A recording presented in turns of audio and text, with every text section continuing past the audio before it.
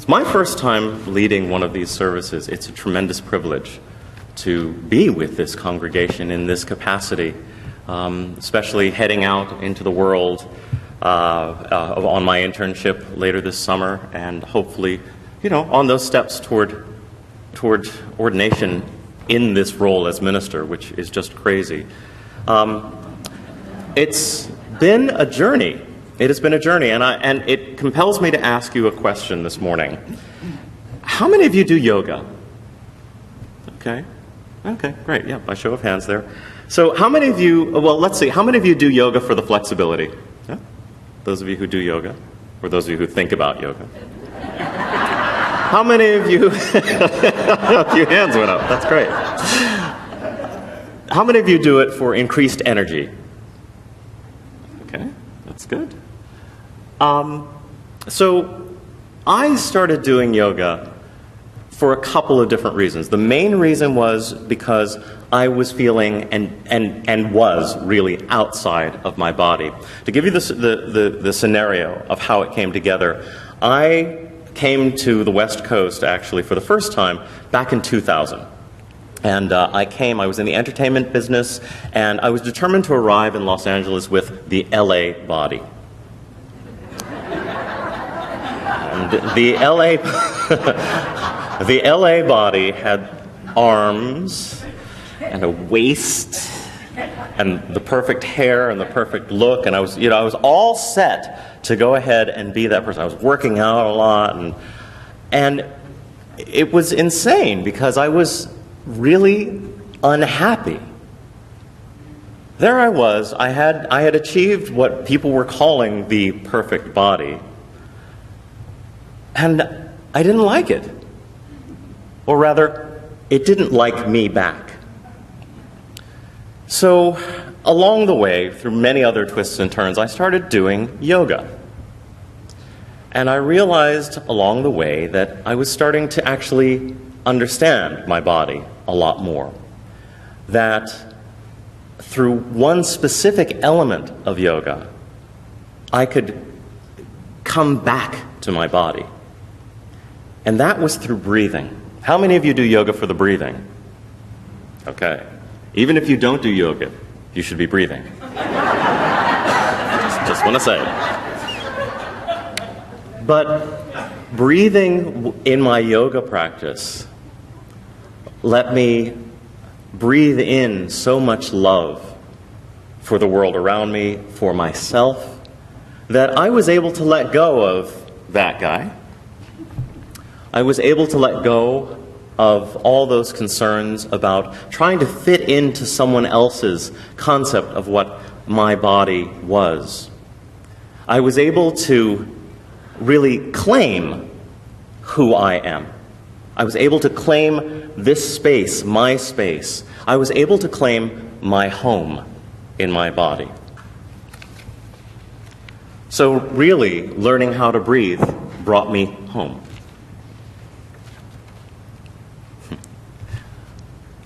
When I think of home, I think of a place where there's love overflowing. I wish I was home, I wish I was back there with the things I've been knowing. How many of you know that song? Anybody? Yeah. That song, for those of you who are unaware of where it comes from, it's from the musical The Wiz. Fantastic musical. It was a modern setting of The Wizard of Oz, all-black cast, debuted in 1975 with Stephanie Mills in the lead role. It was directed by Jeffrey Holder. It was an amazing show. I'm very pleased to say I actually got to see that version of it when I was a kid. Amazing. But it speaks to a connection that we have culturally with L. Frank Baum, Lyman Frank Baum, and the Oz stories. And I want to sort of dive a little bit into Frank Baum, his work with the Oz stories, and then also a contrast to take us back around to some ideas about home and the body as well. So in the Oz stories, of course, it's about Dorothy, and she goes to a far-off land, and she's with a lion and a scarecrow and a tin man and a few witches and things like that. And it's a very fun story all around. How many of you know the famous line? You see? There's no place like home. There's no place like home. But you know what? Most people are actually not familiar with where in the story it comes from. So we're familiar, most of us, with the movie, the Judy Garland movie, 1939. Yes, I'm really into this story, by the way. 1939 movie, and we're used to her with ruby slippers, clicking her heels. There's no place like home. There's no place like home. She flies away, and she's back in Kansas. So it's a little bit different, though, how the line comes up, actually, in the books, because the Oz stories were actually books written by L. Frank Baum back in 1900. He did a lot of writing, a lot of different kinds of writing. A very brilliant man in some ways, and kind of a conflicted character as well. But let me share with you this excerpt from the Oz stories that will tell you exactly where they fall in the story. Here we go.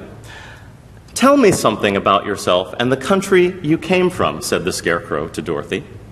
So she told him all about Kansas and how gray everything was there, and how the cyclone had carried her to this queer land of Oz. The Scarecrow listened carefully and said, "I cannot understand why you should wish to leave this beautiful country and go back to the dry, gray place you call Kansas." "That is because you have no brains," answered the girl.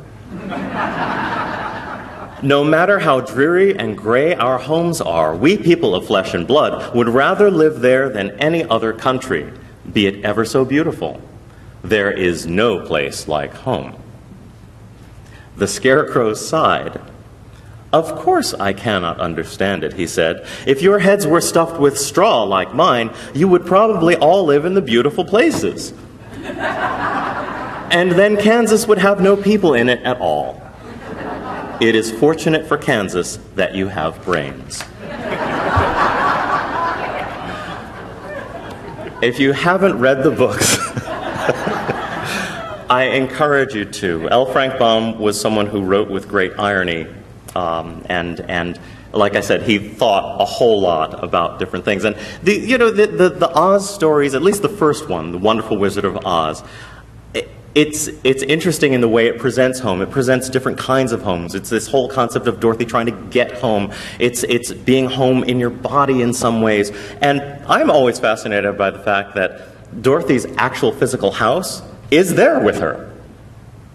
Like, we forget that. She's like, "I've got to get home." Well, your house is right over there, girl. You know? But really, what he's trying to get down to is the idea that home doesn't have to be perfect.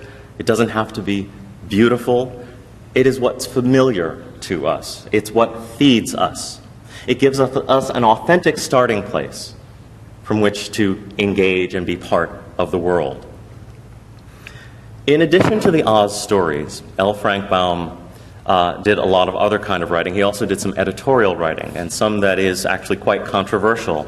10 years before he wrote the Oz stories, in 1890, he wrote a series of articles, essays really, for the Saturday Pioneer.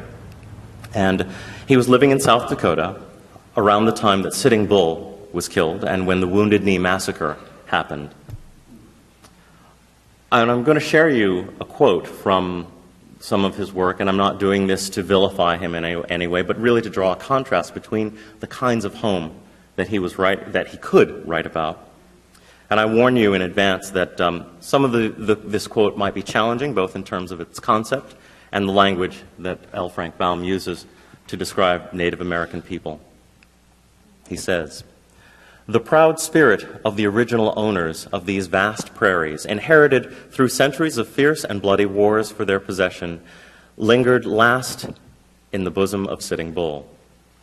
With his fall, the nobility of the redskin is extinguished, and what few are left are a pack of whining curs who lick the hand that smites them. The whites, by law of conquest, by justice of civilization, are masters of the American continent. and the best safety for the frontier settlements will be secured by the total annihilation of the few remaining Indians. Why not annihilation? Their glory has fled, their spirit broken, their manhood effaced. Better that they die than live the miserable wretches that they are.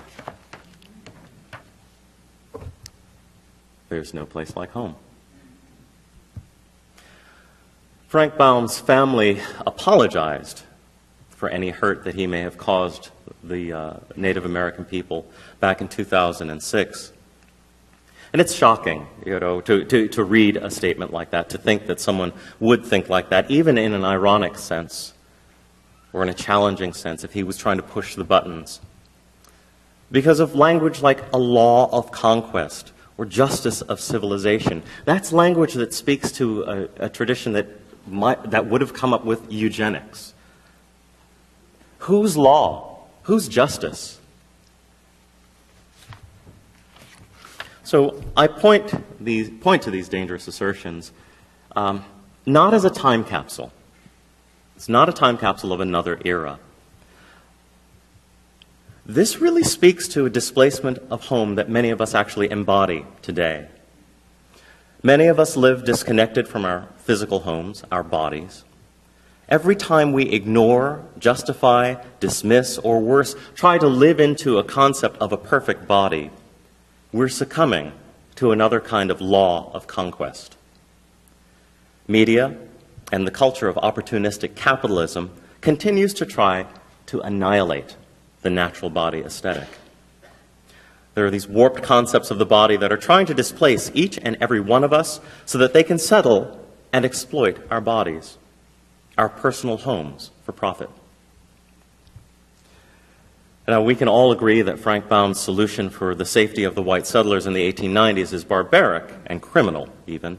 But I would argue also that photoshopping images of bodies to make them thinner or lighter, marginalizing plus-size bodies, and the overall onslaught of sexist, sizist, and racist body images is just as cruel when we look at the results of self-esteem on young people, on everyone, really, particularly women. We're under threat of massacre, and the battle to be won is over our bodies. With all of their imperfections, we must rise up and say to the corporate marketing culture, enough. We're not leaving. These are our bodies. We are home. Our heads are not stuffed with straw. Sometimes we forget the simple truth and beauty of our bodies because we take them for granted. It's familiar. It's something that's with us all the time, and we think we kind of have it down and we know it all. Or we dwell in the headspace, the intellectual. Maybe it's fear. Maybe it's just forgetting that we've got this beautiful vessel to walk around in, no matter what shape it is, what size it is, its infirmities or not. But as I close, I want to invite you to engage your body, to commit to coming home for a brief time, through something that you are already doing, we hope. So just a quick aside, as I was coming over here this morning, I was listening to the radio, and there was an advertisement that came on. And the advertisement had absolutely no breaths in it. It was 1.5 minutes long with someone just speaking in a straight, long string. And I remembered that they do that. They take out the breaths from advertisements a lot of time.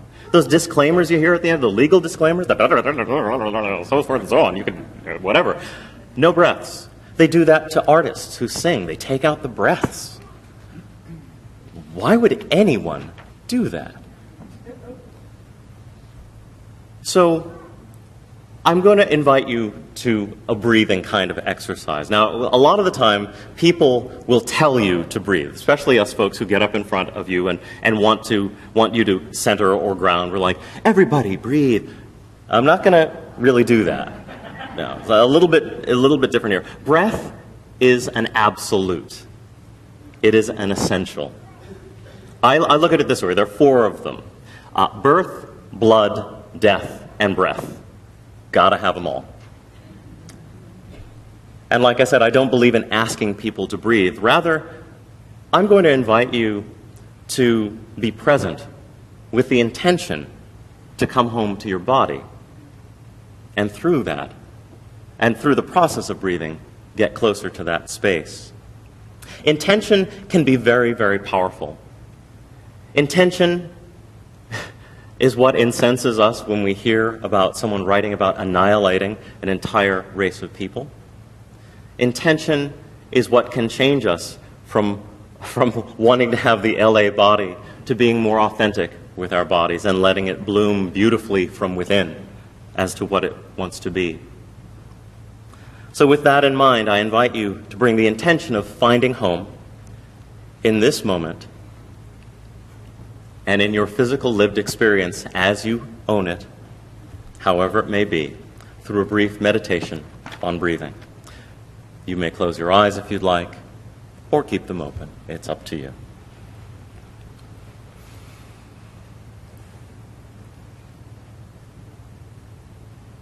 No one needs to tell you to breathe. You don't need permission, for you are already breathing. You've been breathing your entire life outside of the womb. You know very well how to do it without instruction, and you will continue to breathe until it is time to stop. You may naturally have short breaths, or long and slow. They may be uneven or ragged, but you are already breathing. And you can journey back with that breath. Before you had the head cold or bronchitis, before being out of breath from running to try and catch a bus or a train, before the gasps and sobs of joy or sorrow, journey back to your first breath. Back to that first rush of air, maybe sudden, maybe gradual, but back to that first moment that affirmed your presence in this physical world. Inspired by something divine, unimaginable, scientific, profound, accompanied by a giggle, a gurgle, or a cry. Your first breath. It was sweet and fragrant, with all the smells of fertility and life unleashed, burning with anticipation of all that future breaths would bring, because each breath was sure to bring change. Your first breath. Let your next breath bring you back to your first breath. When the world became new, let your next breath be your first breath, full of joy and pain.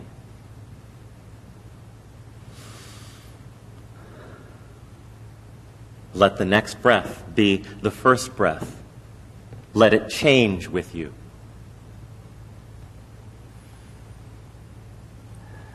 Let the next breath be the breath of your world coming home before it is through.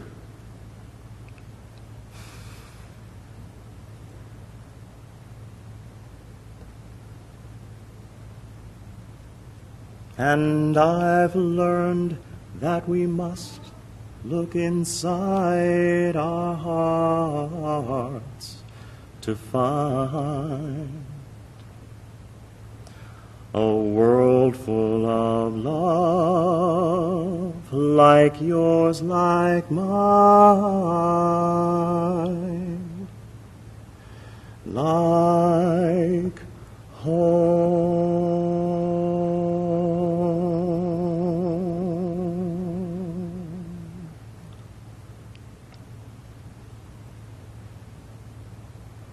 May it be so.